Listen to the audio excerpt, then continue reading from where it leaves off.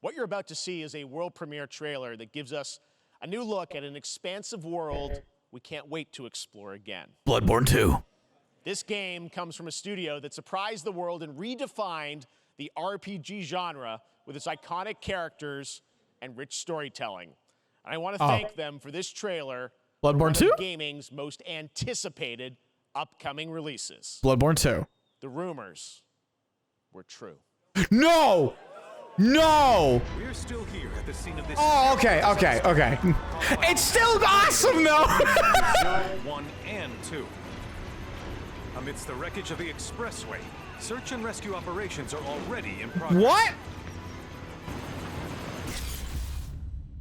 What? Yo, what? Wow.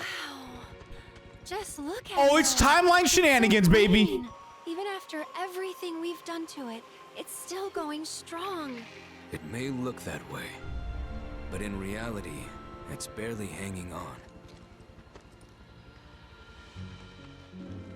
Was wondering, what's Cloud been doing these past 5 years? Bro. Where's he been? And you're asking me this? This is gonna sound crazy, but as far as I know, Cloud was never in Nibelheim 5 years ago. Yo. They're saying it? The life stream. Cosmo Canyon? It is the very Ah! the blood coursing through its planetary veins. According to Hojo, they're connected to Sephiroth. Shadows of the Mad, I believe he called them. Sephiroth was in Midgard. We fought him. Whatever happened, he's alive.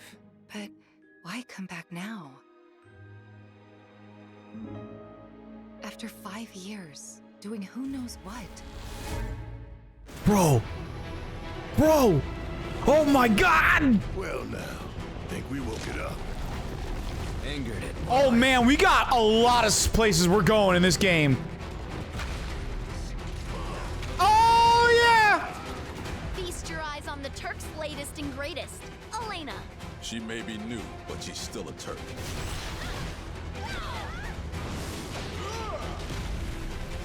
Yo, what are the little like notches underneath the ATB system? Yo, what? He's got new moves. Oh, we got team combos? Hell yeah!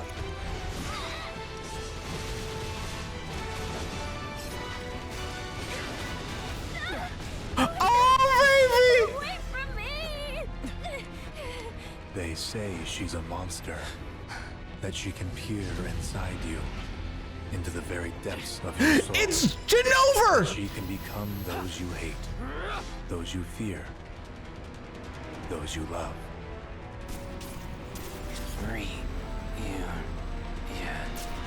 You murdered my dad!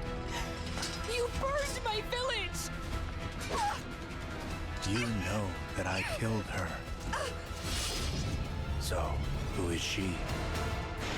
Oh my God, dude. He's straight up saying, oh my God. There's so much going on here. It's on 2 discs. There you have it. We're That was going Final back in Fantasy VII time, Rebirth coming boys. Early 2024 to PlayStation. We'll go back through the VOD if we need to. It's not up yet. They're probably getting it uploaded right now. And Here we go. Storytelling. I want to thank them for this. Please. We're still here. Yes.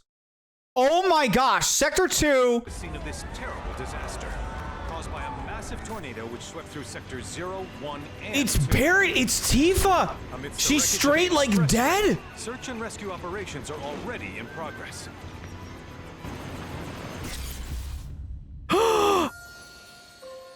Bro.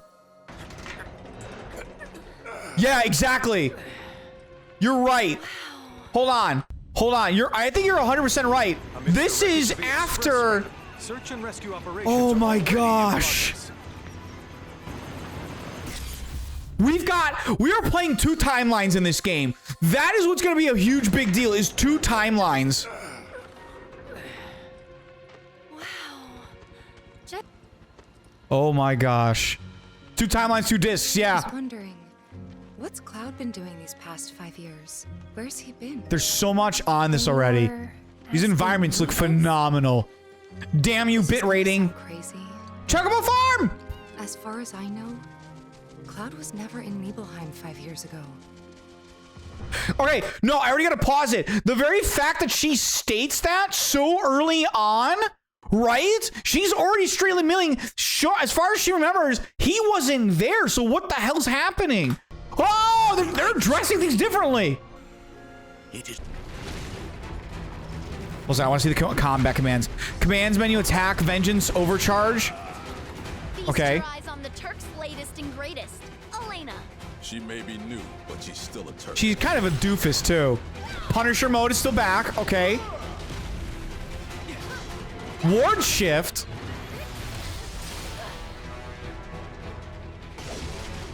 Operator mode, strong attack. Yeah, he's got vengeance mode, so he must build something up for it.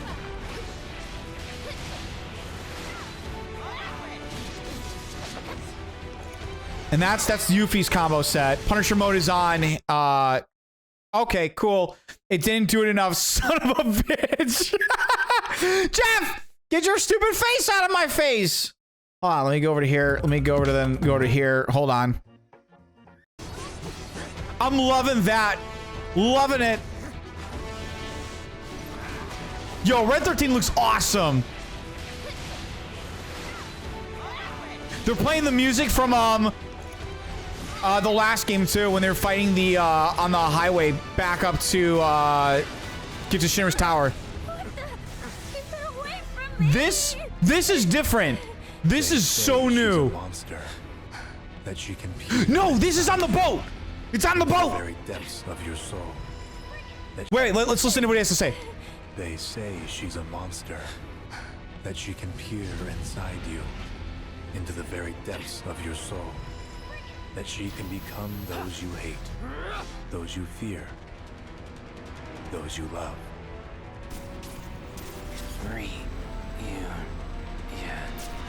You murdered my dad. My village. You know that I killed her. He's not talking about Tifa. Who is she? No, he's not talking about Tifa. Fuck. He is talking about Aerith. Because he never killed Tifa. He killed Aerith. Fuck, hold on. Inside you, into the very depths of your soul. That she can become those you hate. Those you hate, those you fear, those you love. Those you love. Genova can become anything. Dad, you burned my village. Bruh. You know that I killed her. So, who is she? Exactly. Holy shit, that question. Do you know I killed her? Then who is she? The question being, he's fucking with you so hard. Oh my god, please be up on the site already. Be up. Be up. Can you be up already? Yes! We go. Fuck you, Jeff Knightley. You're great and awesome and you're a cool guy, but we're going right over here right now. We're going over to this. We're doing this right now. Here we go. We're gonna get good old bits. I want all my bits. We're gonna put it on there. We're here at the scene of this terrible disaster, caused by a massive tornado which swept through sectors 0, 1, and 2. Exactly. Definite bait switch. Yeah, look at this shit. We've got all 4 of them, no Cloud. You're 100% right. This is the timeline where Zack makes it back with Cloud. Cloud never has a reason where he snaps, wakes up from the Mako poisoning. They never get the aid from Cloud. They never have a chance to actually make it through all of this. It ends there. They're dead right here in this scene. Operations are already in progress. In Nibelheim 5 years ago. Oh, he's going over the planets, the Cosmetarian, I think. I can't remember what the hell it's called. The blood coursing through its planetary veins. Oh my gosh. According to Ho. Is that? I cannot remember. I think this is the mount. This has got to be the mountain pass that we're going through right here. After the Midgar snake, whose name I Midsargomor, when you're passing through his territory, this has to be the cave. This has to be connected to Sephiroth. Oh, she's just taking the little water. It's adorable. Dude, these areas look so open. Look at this. I'm certain that they're not, but this is before Juno. Not Juno, fuck. I'm thinking Final Fantasy 11. Whatchamacalls it? The Junon, thank you. Yes. Keep her away from me! They say she's a monster, that she can peer inside you. Yeah, you can see the distance. I could not remember the name of the place. That she God, why are you so freaking cool, Genova? Those you fear, those you love.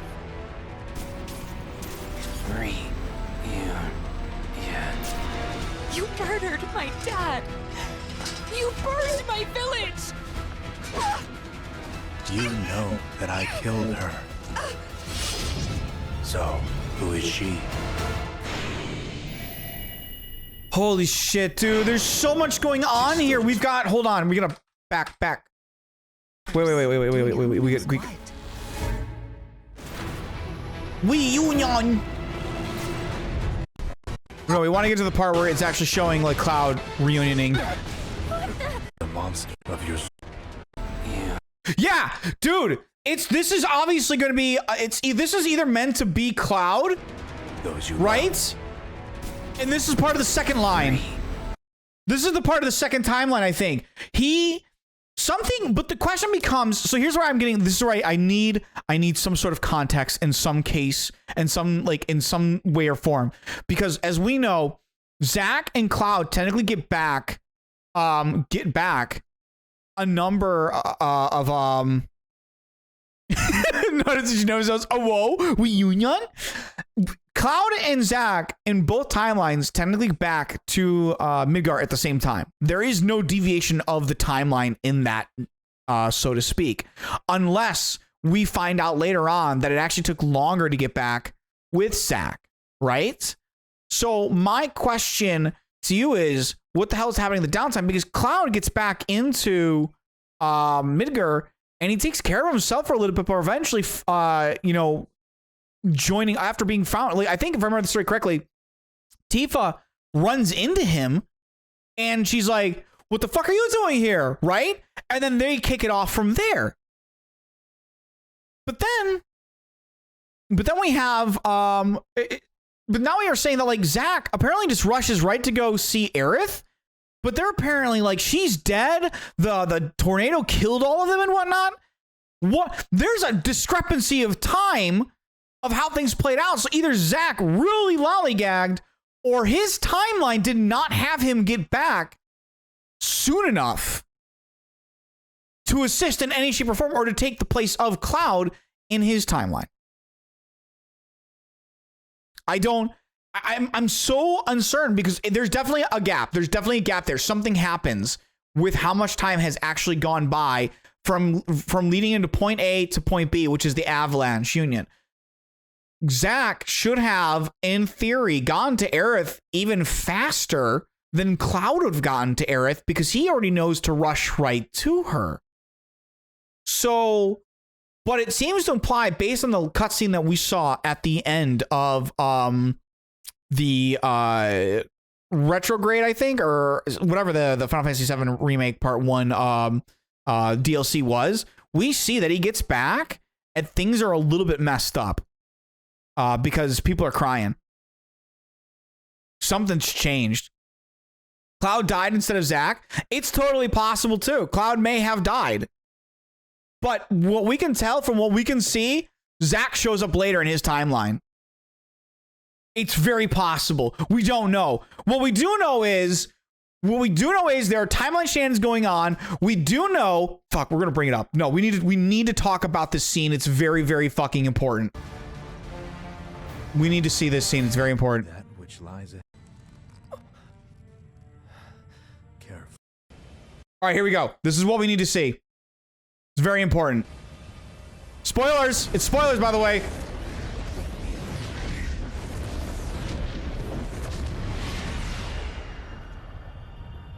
This is super important that we see this, actually.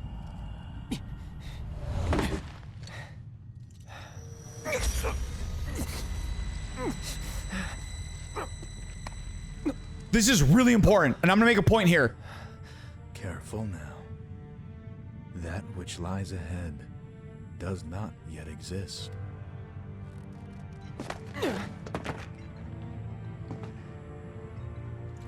This scene is super important, but I want to play it out to refresh. Become a part of it one day, but I will not end.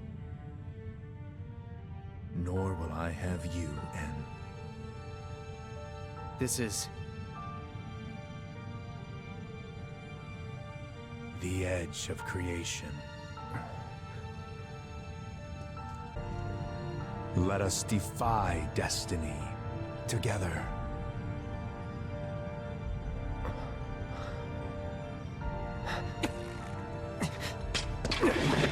Never.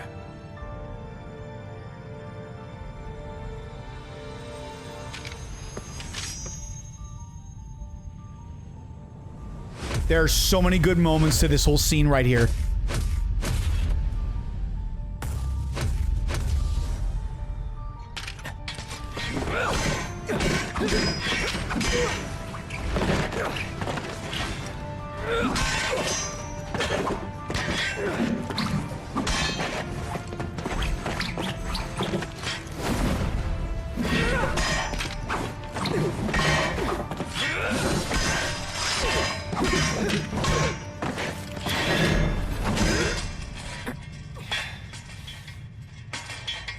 Not yet.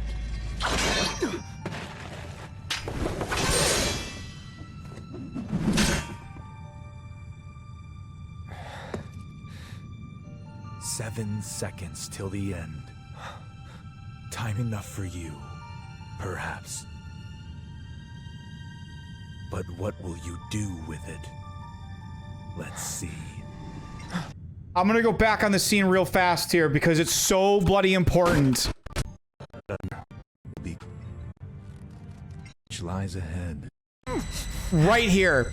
This whole conversation is super freaking important and yet super ambiguous. That which lies ahead.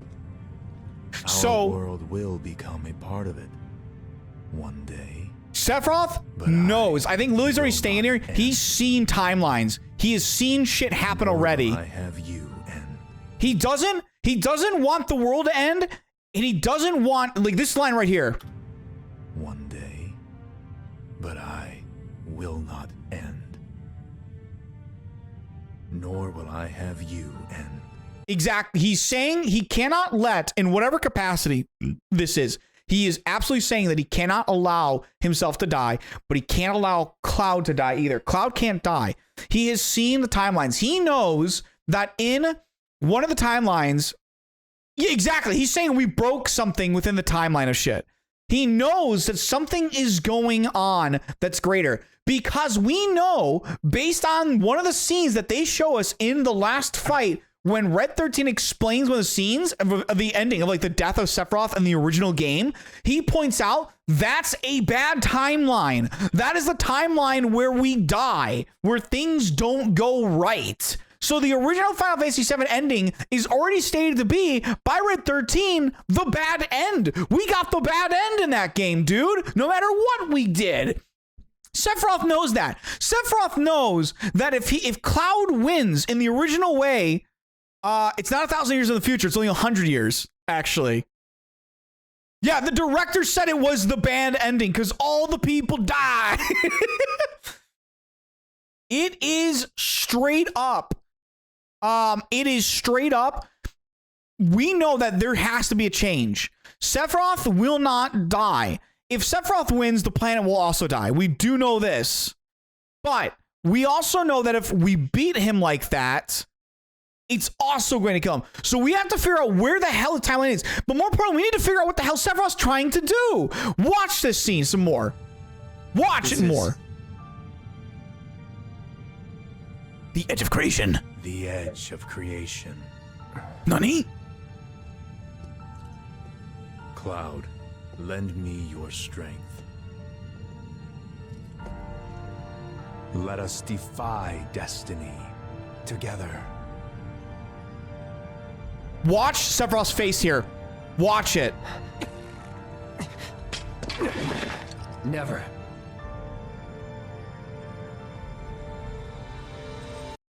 Look at that. Sephiroth is showing a bit of pain and frustration there. He knows that they have to potentially, there is something that Sephiroth knows that we don't as viewers. We have no idea. But he knows that they cannot, if they go on either route, if he wins, they potentially lose. If they win, the whole world loses. He knows that they have to stop the ending that would normally come about. Yes, he's repeated this with Cloud multiple times. I 100% agree with you. He has run through the gamut of this time after time after time. He knows how things are going. Exactly. I think that's what they're going to. But here's the thing. I also don't think Sephiroth, I also don't want to say it's Sephiroth is a good guy per se. I know he's saying like an anti-hero. I don't know if that's fully the case though. There's nothing enough concrete to go about it, but it's very clear that Sephiroth knows that whatever routes they're going down will never end well. Aerith stands multiple times in the game saying he's not supposed to be here. He's not normal. He shouldn't belong. She knows that there's something about him that's absolutely not possible, that it is absolutely being rejected by the planet. But we know that she also knows more than she's revealing. She knows something going on behind all of this. She understands. She may actually know that they've done this multiple times too, but she doesn't have all the pieces. This whole freaking timeline shit's gonna get crazy. This fucking fight's amazing. 7 seconds until the end. What does that mean? Will you do? What does it mean? 7 seconds till the end. Time enough for you. Perhaps. Seth saved her from the ghosts? Let's see. Oh yeah. Yeah. Because when she's getting haunted by the ghosts, when in the opening scene, when she's getting haunted by the ghost, she looks crazy. Cloud has no idea what's going on. And then Sephiroth shows up and just like pats her on the shoulder and shit. Here we go.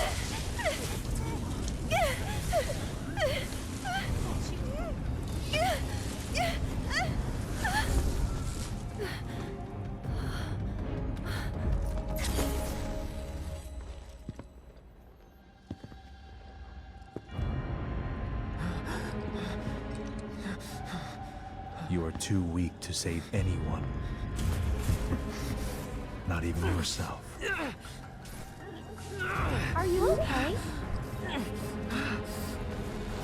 Hey, are you okay? Okay. I'm fine. His arrival. Here. Hey. Let's go back real fast here. His arrival right here. Right there.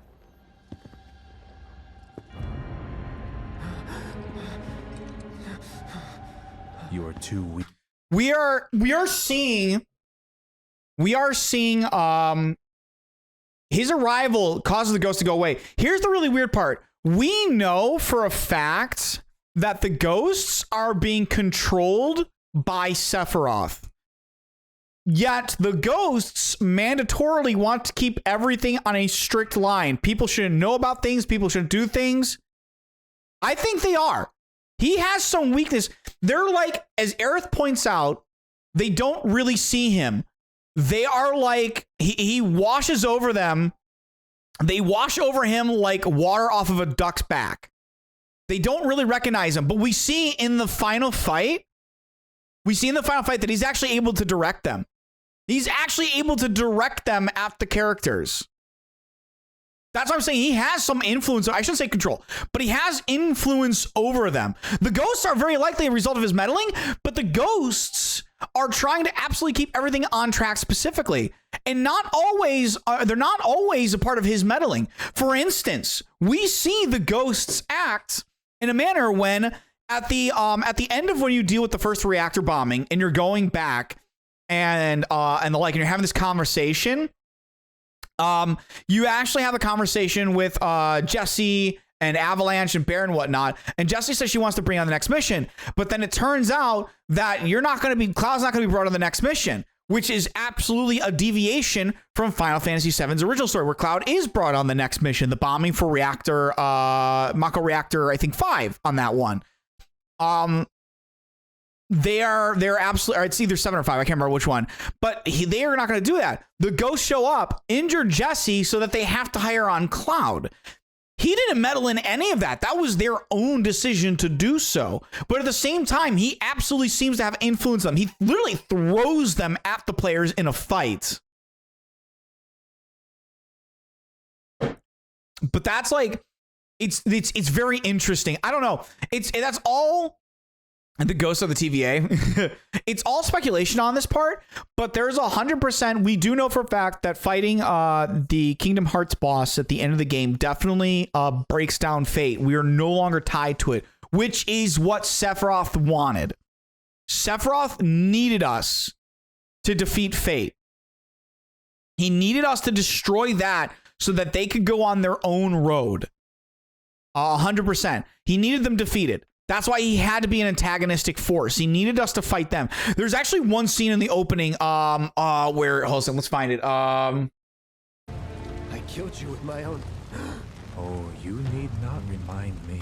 Right there, that line. I killed you with my hands. Oh, you need not remind me. And us as players of the game will be like, oh, he's talking about when he tossed them down the Nibelheim reactor, right? But Sephiroth isn't talking about the Nibelheim reactor. He's not talking about that. It was the crowning moment of our time together. But that was then, and this is now. I have a favor to ask. Our beloved planet is dying. Slowly. Silently. Yeah. Painfully. Can you bear to see the planet suffer? Cloud.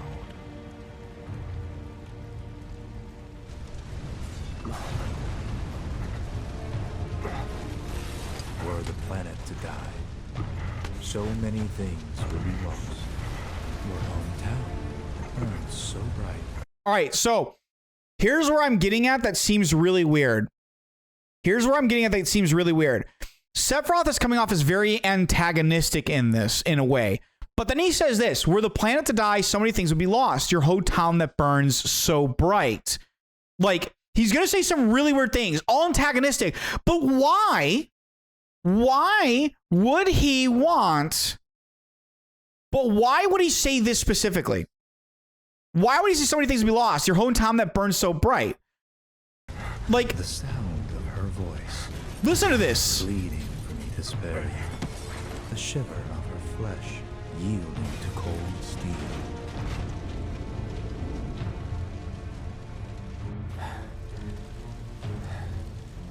That which binds us together would be no more, and I would be loath to live in such a world, which is why I must ask you this one favor.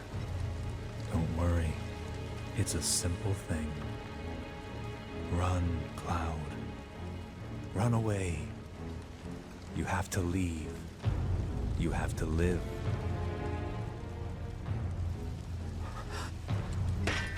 You bastard!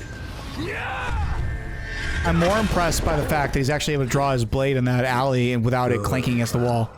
Very good. Hold on to that hatred.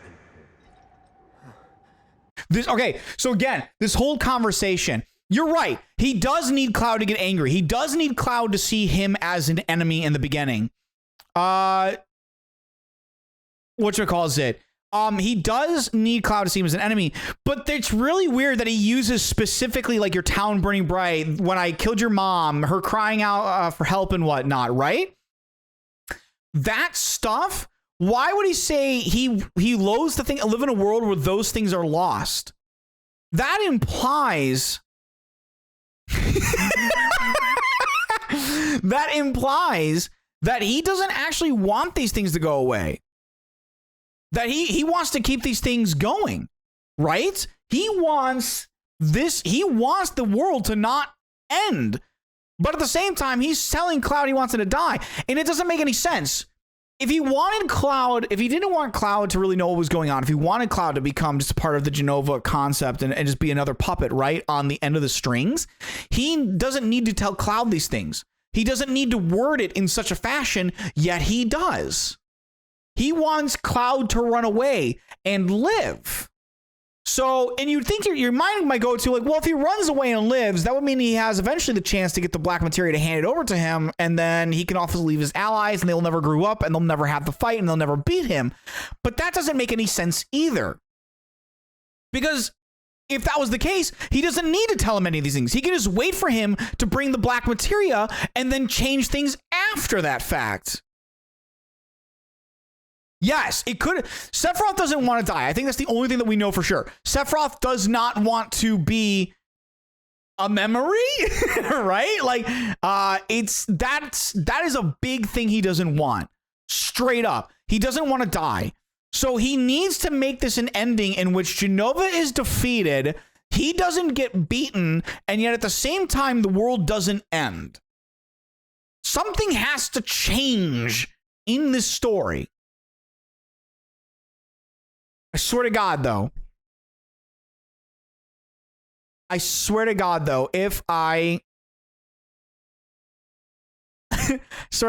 we get to like to the last disc of this game and it turns out that Sephiroth is still like the big bad guy, I'm going to sound like a raving lunatic. I already do sound like a raving lunatic. I am a raving lunatic until I'm proven right, or wrong, I guess. And then in that case, I'll either be not a raving lunatic, I'll be a prophet, or I'll be still a raving lunatic, and rightfully so, right? Too late. I'll put it on YouTube. Yeah, I'll put it on YouTube. I'm gonna be insane. It's gonna be, and he's like, Sephiroth's like, nope, still the big evil dude. I just was trying different ways to beat you, but damn it, you beat me again.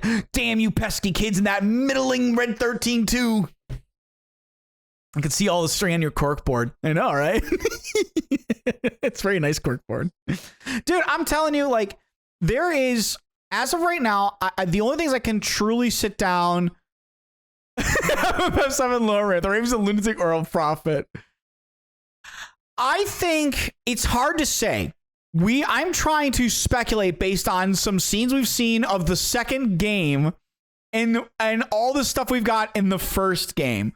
The only thing I think for certain is that Sephiroth's end game requires that we not follow the original path. Now, it's absolutely possible that in this game, what we're seeing is Jenova controls. We know. Let's go back real fast. We're going to go back real fast because I need to say this in order to make sure it makes sense. Jenova is an eldritch Cthulhu-like creature. That is its inspiration. Whether that's what they meant or not, that's what it is.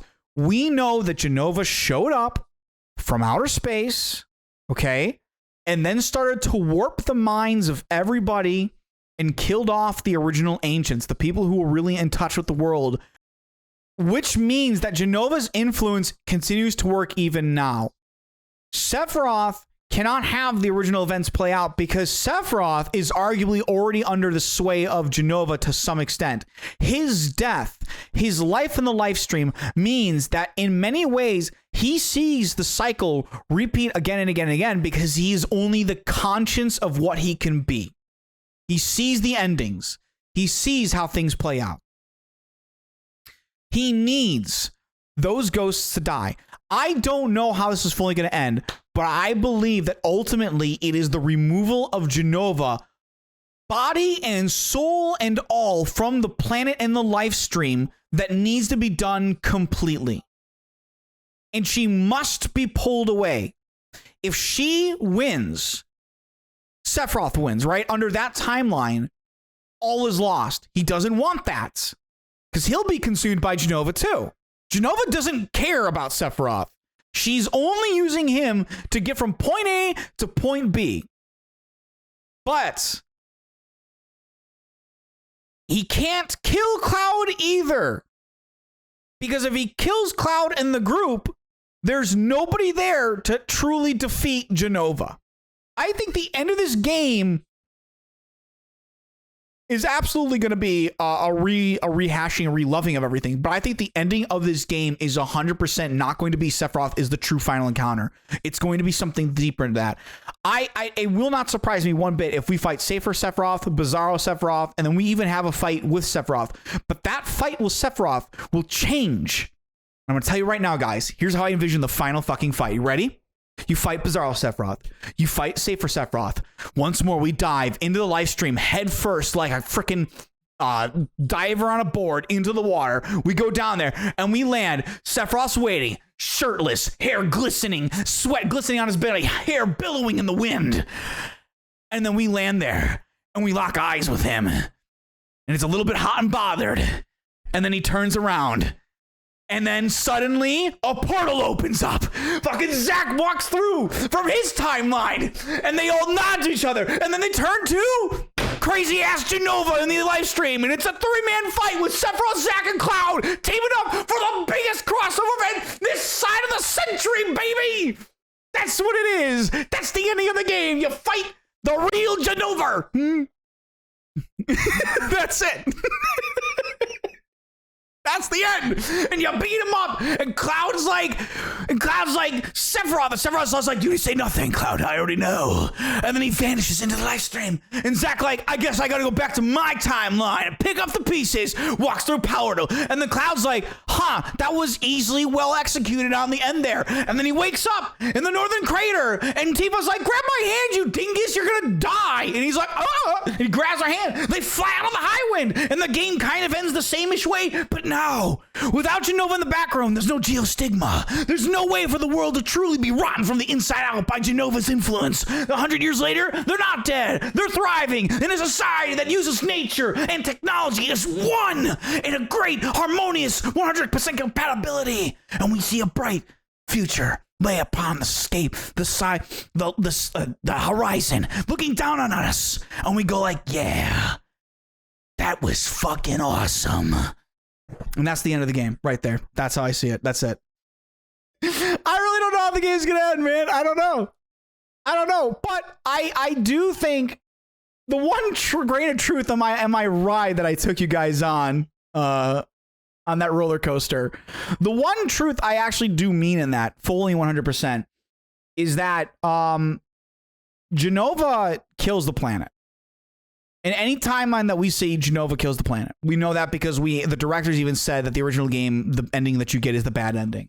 We know that geostigma is a reflection of what's left over of Jenova in some capacity in those cells. We see through the scene that we saw in the newest thing right here, in the new trailer that we just saw, where Red 13 is like, when Aerith is like, wow, I can't believe everything's still thriving. He's like, it's not. It looks that way, but it's actually barely hanging on. Jenova has infected the planet. She is killing it. One way or another, Jenova is killing the planet. She may not be able to ride it along, as far as we're aware, but the planet is dying, and we need to remove Jenova from the core of it, because that's the reason why the planet's dying. Without a doubt, that is the mentality that I'm going in with here, is that Jenova is already killing the planet. Our Sephiroth's influence, the Cloud and crew influence, everything else, it doesn't matter. That's why the ending of the original game is the bad ending, because we never truly killed Jenova. We killed Sephiroth, not Jenova. And her influence here is killing the planet. That's why I think the true ending of this game is going to be fighting in some shape or form Jenova in her true form, in what she would present herself as to us in a final fight, because that would be the only way I could think of ultimately that this game ends with us with a thriving world that does not die off.